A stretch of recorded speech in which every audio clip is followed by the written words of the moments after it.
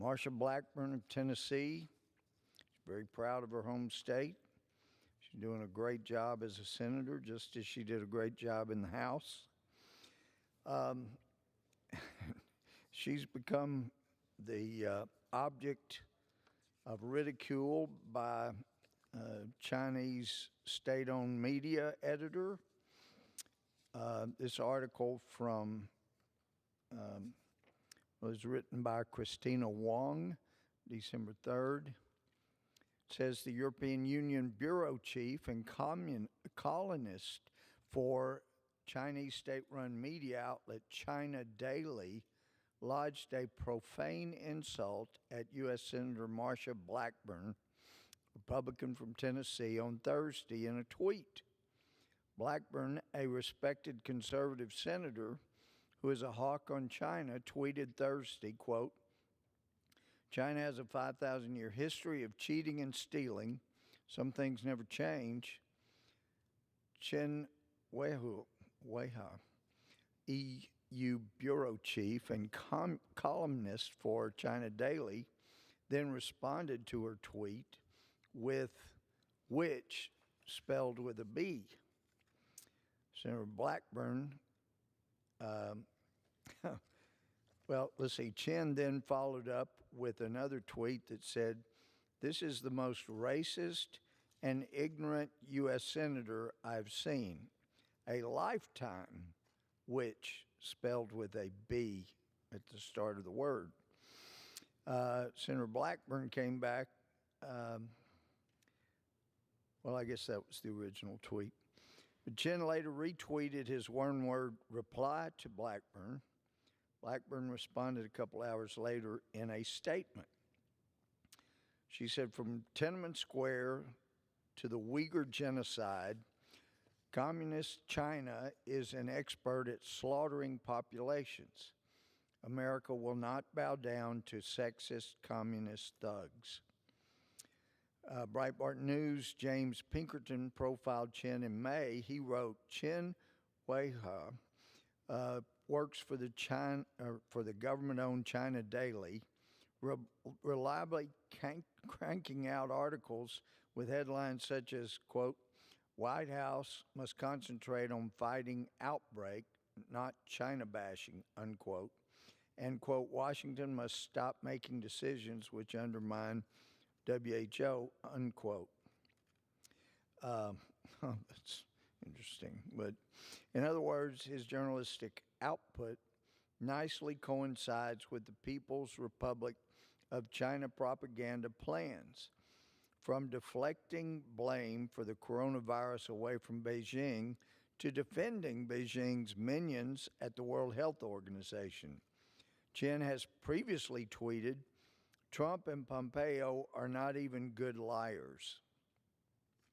Pinkerton noted that Chen bashes the president and his administration reliably, but also eagerly echoes top Democrats and leading never-Trumpers. Chen has also called Senator Josh Hawley, Republican from Missouri, another leading China hawk in the Senate, quote, "ignorant," unquote. Hawley responded, quote, hashtag China not happy about my call to confront their economic imperialism by ending the World Trade Organization and replacing it with a system that's good for American workers. I love being insulted by hashtag China state-run press. Pinkerton noted that Chen has been the beneficiary of many liberal programs in the U.S. Chen lists on his blue checkmark verified Twitter bio, he was a John S. Knight Journalism Fellow at Stanford and a World Press Institute Fellow at Macalester College in Minnesota. He also listed the Freedom Forum in Washington, D.C. So isn't that special? Perhaps one of those institutions is where he learned to call women witches, spelled with a B. Wherever it was, not a very polite person, very defensive of being part of a misogynistic, sexist, racist religion-hating administration. So apparently proud of that. Very unfortunate. But I'm proud of Senator Blackburn. We're known by our friends, but we're known even more by our enemies. And Senator Blackburn has a real enemy there. And I was reminded back early on in my time in China, we went to China, and she and I, the two of us, personally confronted in Beijing the Chinese bureaucrat in charge of enforcing copyright and patent fraud, which was just overwhelming in China. The amount that the state appeared to not only allow but actually be involved in was pretty staggering. At one point, either Marsha or I asked, why do you allow all of this patent fraud and copyright theft to go on? And the Chinese bureaucrat indicated that actually they don't. They step in, and in fact, he said the year before, they had seized the assets from 500 different vendors who were selling copyright or patent infringed goods, whether DVDs, CDs, things that violated Americans' patents. They seized them. And I said, so what did you do with what you seized? And I don't know Chinese law, but his indication was, well, under Chinese law, we can't just destroy goods that have value. So we had to do something with them. And it appeared very clear that they seized these assets that were violating international trade, copyright, patent laws.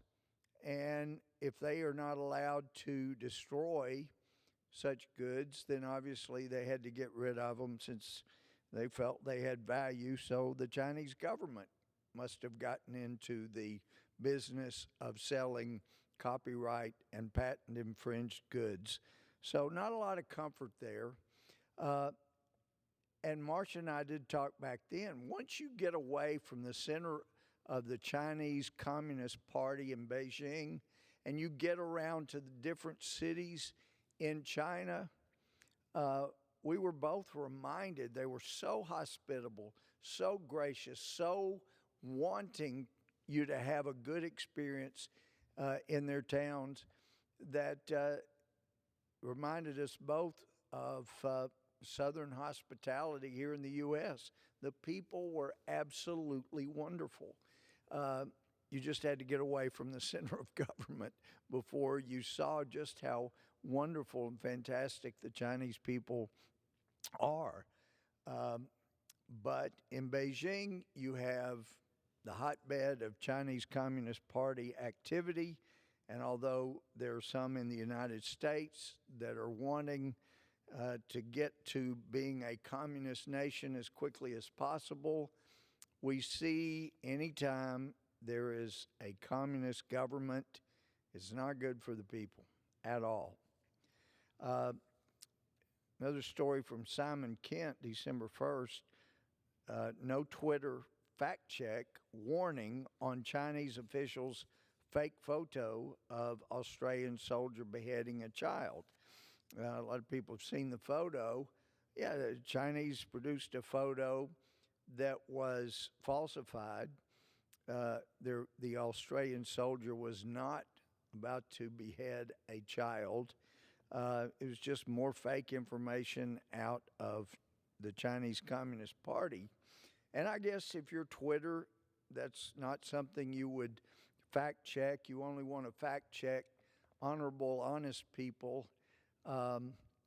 with whom you have disagreements. You wouldn't want to fact check someone that's providing you a lot of money despite their retraining camps, their lies, their official misrepresentations. You wouldn't want to do that because they might be tempted to cut back the revenue to your form of business. So, you know, as Chris Plant says, if it weren't for double standards, they'd have no standards at all there at Twitter. Twitter expands hate speech rules. Well, of course, you're not going to go after people that truly are full of hate. Um, they think conservatives are hateful. As a Christian, we're admonished by Jesus, love one another. We were admonished by Jesus himself to love the Lord your God with all your heart, mind, and soul. And the second is like it, love your neighbor as yourself. And so Christianity is truly a religion based completely on love. Such an incredible thing to base a religion on, but that's what it is. God so loved the world, he gave his son. His son so loved the world, he gave his life. And then you have people saying, well, these Christians, these churches, they're full of nothing but hate. When actually that's doing what the Chinese Communist Party does. You're taking something out of context and actually perverting the actual beliefs of Christianity. So Twitter expanding hate speech rules that will allow them continue to produce things and get revenue from the Chinese Communist Party and not call into question their true hate of groups that might disagree with them. You run over them with a tank if they disagree with you, even though they're unarmed. That's the kind of thing that Twitter is embracing here. But this story from Lucas Nolan, 3 December, says Twitter has once again expanded its hate speech policies to prohibit language that dehumanizes people on the basis of race, ethnicity, or national origin. That's really rich coming from Twitter, since they embrace the Chinese Communist Party and their hatred and their dehumanization of Uyghurs, Christians, people that want to have more than one child, and based on race, ethnicity, and national origin. Engadget reports that social media platform Twitter has expanded its hate speech policies again, this time to, quote, prohibit language that dehumanizes people. And on it goes.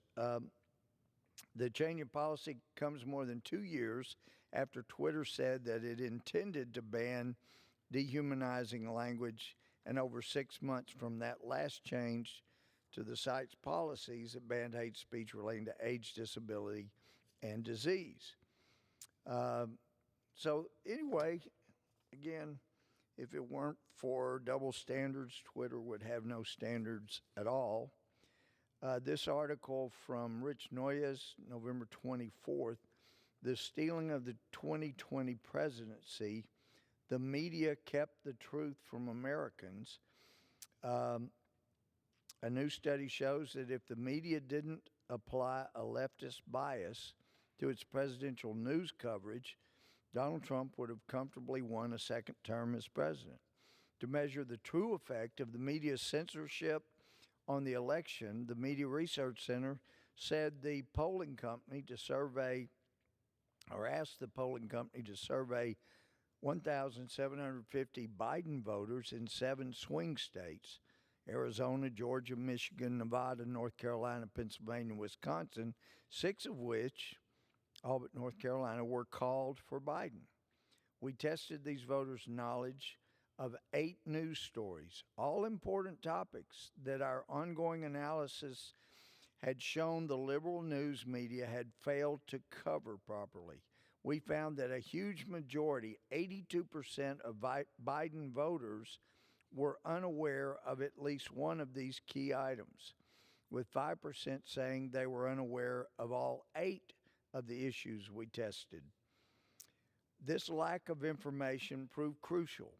1 of every 6 Biden voters surveyed said they would have abandoned the Democratic candidate had they known the facts about one or more of these news stories.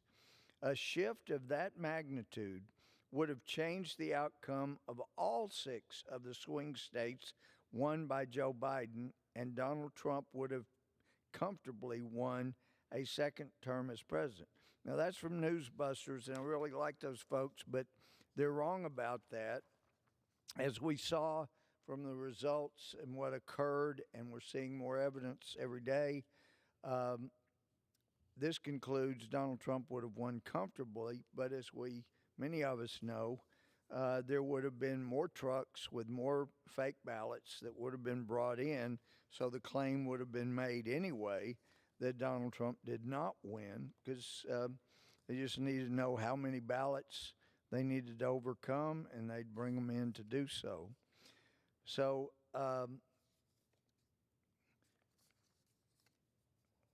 consistent with that, from Just the News, David Payne, it's a story about what's been going on. Sworn testimony of several whistleblowers on Tuesday, and this isn't like the fake whistleblower against President Trump that didn't actually hear the conversation. He was basing it on double hearsay. These are actually whistleblowers who have firsthand knowledge of what went on. And when they testify under oath, from those who say there's no evidence, it's unfounded to say there was fraud, it's not their fault they're saying that. It's just they're very uneducated. So to help with that, when a witness has firsthand knowledge, personally observed, personally saw something occur, then that, and they put that in a sworn affidavit, then we have evidence. It's not unfounded. I know people that have said that. It's not their fault. They're just ignorant, uneducated on what is evidence and what isn't. But sworn testimony is evidence when it's first person, and there's some exceptions to the hearsay rule that lots of articles have been written about and discussed in legal treatises. But in this case, it's not hearsay for most of these things that have been produced. But the whistleblowers alleged what one election integrity activist is calling, quote, potential ballot fraud on a massive scale, unquote, with multiple eyewitnesses testifying to alleged suspicious behavior in Pennsylvania and Wisconsin. In a press conference in Arlington, Virginia, the Amistad Project, a civil liberties initiative of the Thomas More Society, presented the testimony of 3 individuals who claim to have witnessed apparent voting malfeasance, and that means wrongdoing for those that don't know about evidence, during the 2020 election. One, Jesse Morgan, a truck driver for a subcontractor with the United States Postal Service, claimed that a trailer he was driving, one full of potentially upwards of 288,000 ballots, disappeared from its parked location at Lancaster, Pennsylvania, USPS depot, after Morgan dropped it off there. Okay, so Lancaster, Pennsylvania, U.S. Postal Service depot after Morgan dropped it off there. Morgan had transported these ballots from Bethpage, New York. Well, that is interesting. You could have 288,000 ballots, voting ballots that were produced in Bethpage, New York, and supplied to Pennsylvania, apparently having already been voted in. And it's possible, people would want to give them the benefit of the doubt. It's possible they had 288,000 people from Pennsylvania just temporarily residing in Lancaster, Pennsylvania, and wanted to vote absentee in the Pennsylvania election. So, yeah, maybe it is possible that 288,000 Pennsylvanians were not in Pennsylvania pursuing homemade pumpkin pie, as Perry Como used to sing, that they were actually in Lancaster, or at Bethpage, New York, rather. But the subcontractor also reportedly experienced odd behaviors from U.S. Postal Service personnel, behaviors which postal experts have said in sworn statements, quote, grossly deviated from normal procedure and behavior, unquote, according to a press release from the Amistad Project. And by the way, for anybody that might be uneducated, Mr. Speaker, on the ways of court evidence, in a civil matter such as this, the normal standard of proof is a preponderance of the evidence. Just the slightest evidence more showing that conduct probably was inappropriate, that's enough. It does not have to be beyond a reasonable doubt unless you're getting ready to prosecute people under criminal laws. Once you move into the criminal realm to prosecute people guilty of election fraud, then it does need to be beyond a reasonable doubt, but not to establish a standard for an injunction to prevent decertification or to force decertification after certification or to actually declare an election invalid even. That's a burden of more probable than not or probable cause rather than beyond a reasonable doubt. Another whistleblower, Nathan Peace of Madison, Wisconsin, himself also a subcontractor for U.S.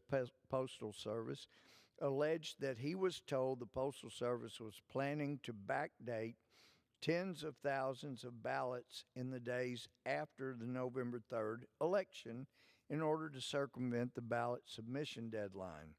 A third witness, Gregory Stenstrom, who testified at a Pennsylvania legislative hearing in Gettysburg last week, claimed to have witnessed a Dominion voting systems vendor inserting jump drives into voting aggregation machines in Delaware County, Pennsylvania.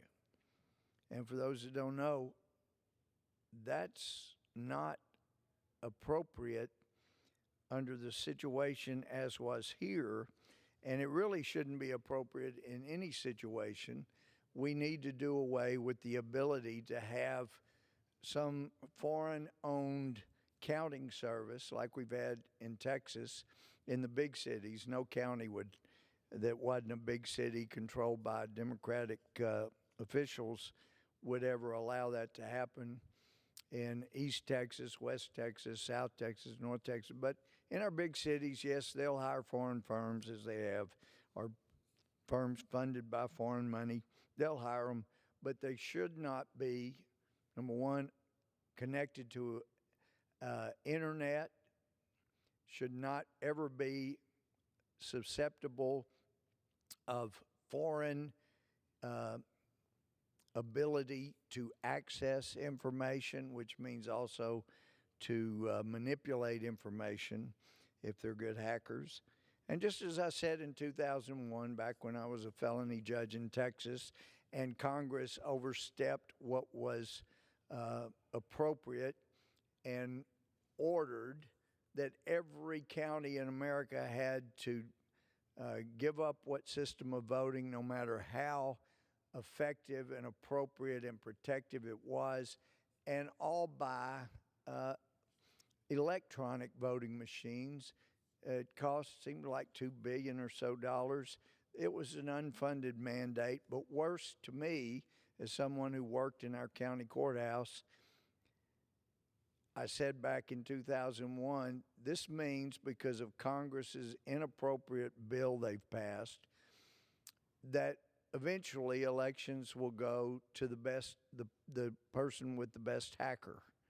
And now, 19 years later, that's what we have. But it wasn't just hacking. It was also manipulation that wasn't hacking. There were doors through which electronics experts could go to manipulate things. It was creating fraudulent ballots. It was, and also, as I recall, Texas Constitution itself requires that ballots are to be numbered sequentially, and I don't believe that's been done in quite some time.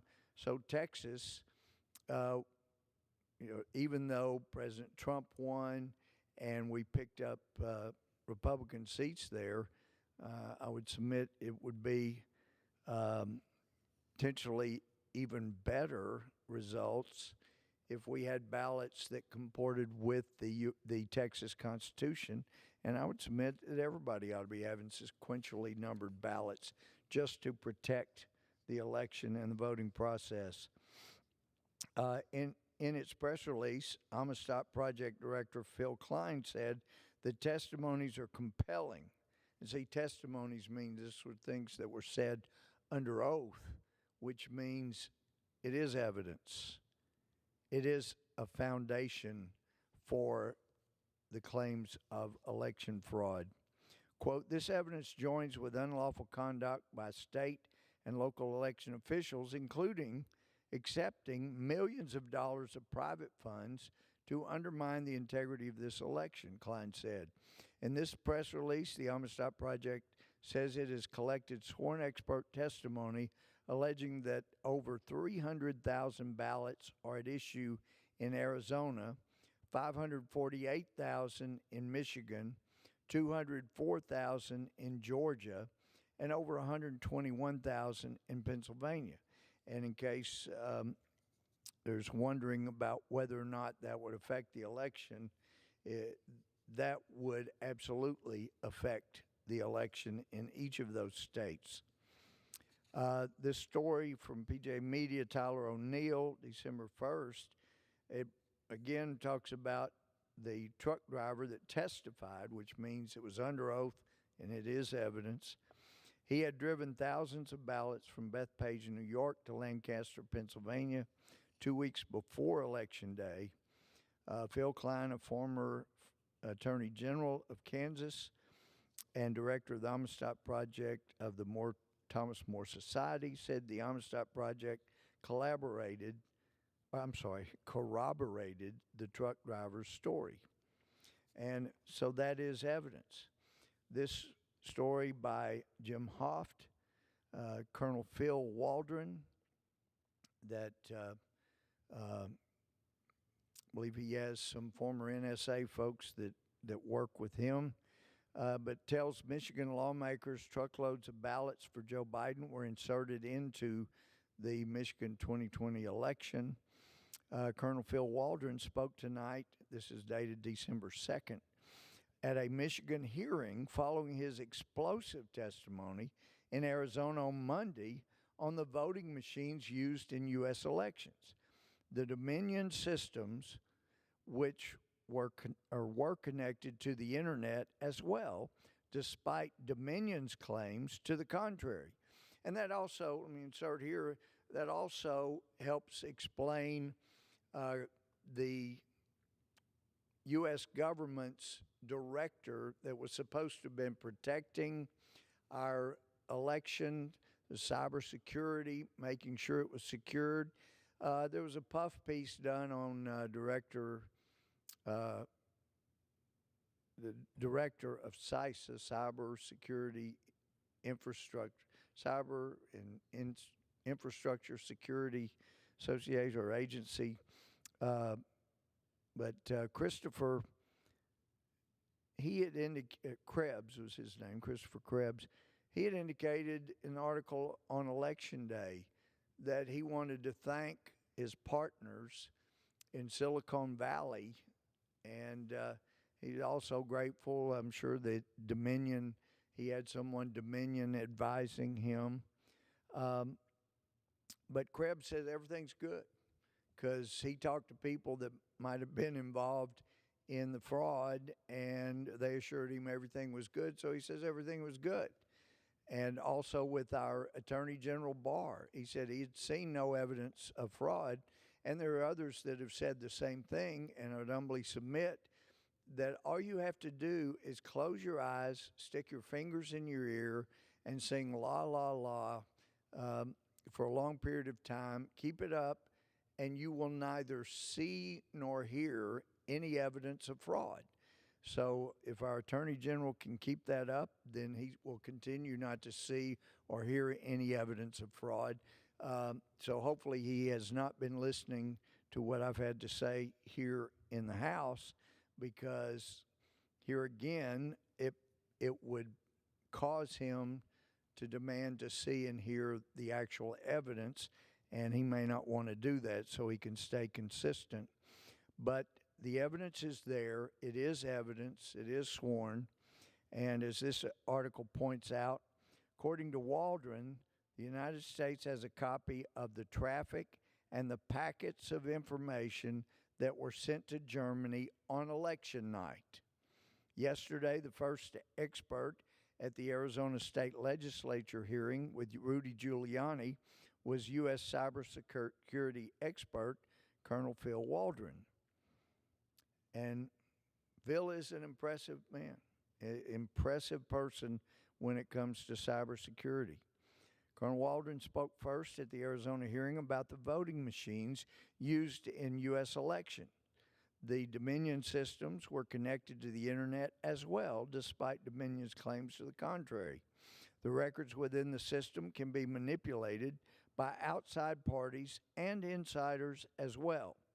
On Wednesday night, Colonel Waldron told the committee that they have witnesses now who delivered truckloads of ballots for Joe Biden from New York to Pennsylvania. Waldron said they likely did the same thing in Wisconsin. Waldron explained that Democrats inserted truckloads of fraudulent ballots into the fraudulent 2020 election. Many people saw the video from Georgia that was played last evening. This article from the Gateway Pundit, December 3rd, says earlier today, Christina Layla reported on the explosive video that was revealed during the Georgia ballot counting at the State Farm Arena, where crooked Democrats pulled out suitcases full of ballots and began counting these ballots without election monitors in the room. Trump's legal team showed a video from the State Farm Arena Tabulation Center when poll workers were told to leave at 10:25 p.m. A few workers stayed behind and were seen pulling suitcases full of ballots out from under tables to be tabulated. So that seems strange if you believe that the lamestream media never reports anything but facts, because I did yesterday, you go online and put into Google anything about election or vote counting being suspended during election night, and all of the first entries you get tell you that was fact-checked, it's not true, it's fraudulent representation, it's not true, there was never any suspension of vote counting for any time in the swing states. In other words, even though you heard it, you saw it happening on TV, don't believe your lying eyes and ears.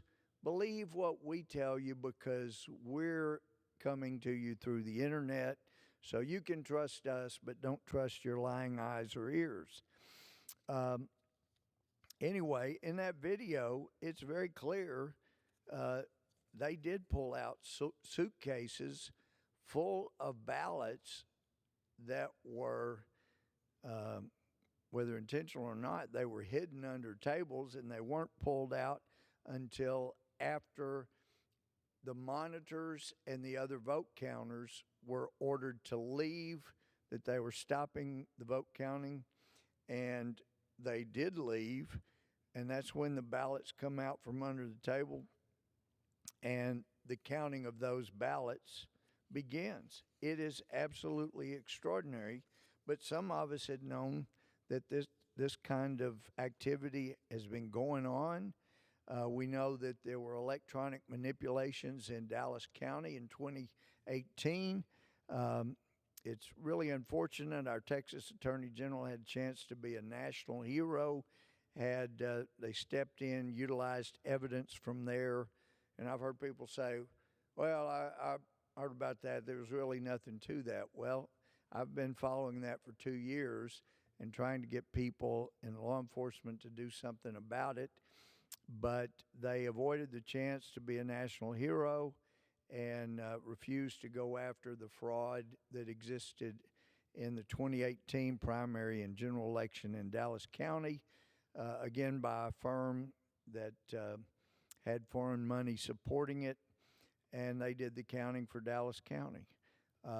But since nothing was done there, then the people were free to continue that type of operation in the national election. Here's an article from Joel Pollack. Attorney Sidney Powell, Lynn Wood told a rally in Atlanta, Georgia, Republicans should not vote in the January 5th runoff elections for U.S. Senate unless state authorities rectify the problems in the state's voting system. And I haven't talked to Lynn Wood or Sidney Powell about that, but I would imagine, knowing them, that they were trying to make the point this system needs to be cleaned up before the election on January 5th, because we do need people to vote in that election, not multiple times, but legally, not people come in and illegally vote, but people vote legally as to who they want to represent them in the U.S. Senate.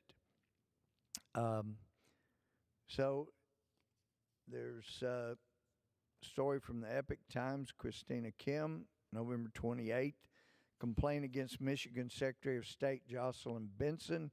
Governor Gretchen Whitmer marks the beginning of Powell's lawsuit against the state. Some of the allegations are repeated claims from Michigan and other states. Republican challengers were unable to meaningfully observe, and workers were instructed to backdate ballots. Other claims are newer. Expert witness Russell Ramsland works with the Allied Security Operations Group. In the past, he has worked with NASA and MIT. Ramsland said there were 4 physically impossible spikes totaling almost 385,000 ballots, allegedly processed in a combined interval of 2 hours and 38 minutes. He concluded that, quote, Dominion alone is responsible for the injection or fabrication of 290,000 illegal votes in Michigan that must be disregarded, unquote. This is nearly twice the number of ballots by which Biden is leading Trump, which is approximately 150,000 ballots. Dr. David Keshavers Niev has a PhD in engineering and technology and received advanced training from the CIA, NSA, and DHS. In his sworn statement, and again, since it's a sworn statement, it means the allegations are not unfounded, and there is evidence of what's alleged. But, quote, USB memory cards were used to facilitate administrative backdoor access to disrupt polling operations and impact ballot counting across Michigan, Georgia, Pennsylvania, Arizona, and Wisconsin. He also said, after a detailed analysis of the New York Times data, in his expert judgment, quote, the vote count distribution in Pennsylvania, Wisconsin, Michigan, Arizona, Nevada, and Georgia are not based on normal system operation. Instead, they are caused by fraudulent electronic manipulation of the targeted voting machines, unquote. Another affidavit submitted by someone whose name and personal information was redacted. This person was an electronic intelligence analyst with extensive experience as a white hat hacker used by some of the top election specialists in the world. The expert alleged that a search of Edison Research showed they had an Iranian server and there are records showing China accessing Dominion Voting's servers. Wow. Edison Research reports the vote count tabulation to Decision Desk headquarters for election results. According to the affidavit, the digital forensics analysis shows there is, quote, unambiguous evidence that Dominion voter systems and Edison Research have been accessible and were certainly compromised by rogue actors such as Iran and China, unquote. Now, this is an area that does require expertise, and that's why you need experts to come in and testify about it. And it is true that simply making a statement under oath in an area that requires expertise may not be considered evidence until a judge, going back to the Merrill Dow decision of the U.S. Supreme Court, the judge became the gatekeeper, had to make inquiries of the expert out of the hearing of the jury and determine whether or not this person was an expert in the area in which he was proffered as a witness. And if the judge so finds, then that indeed is sworn evidence before the court.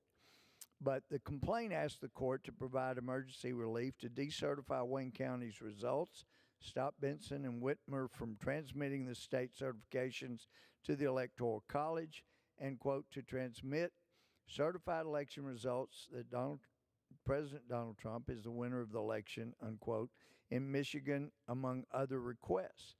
Michigan's Senate committee is set to meet next Tuesday, December 1st, to hear testimony about absentee ballot counting at Detroit's TCF Center. And, you know, this is a matter that should be thoroughly investigated by all areas of the government, the three branches of government, including, for those that we're told, recent college graduates that know the Three Stooges names better than the three branches of government. It is the executive branch from the president all the way down, and the legislative branch, including Congress and the Senate, and also the judiciary branch, where you would ultimately come to have judicial decisions made over these things. So those are all important, and we all ought to be investigating this. It's part of our job as members of Congress. That's what we need to be doing.